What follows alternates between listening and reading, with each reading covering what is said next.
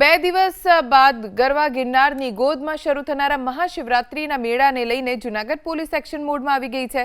ભવનાથ મંદિર પરિસર, યાત્રા સ્થળ અને અખાડાઓમાં ચુસ્ત સુરક્ષા બંદોબસ્ત ગોઠવાયો।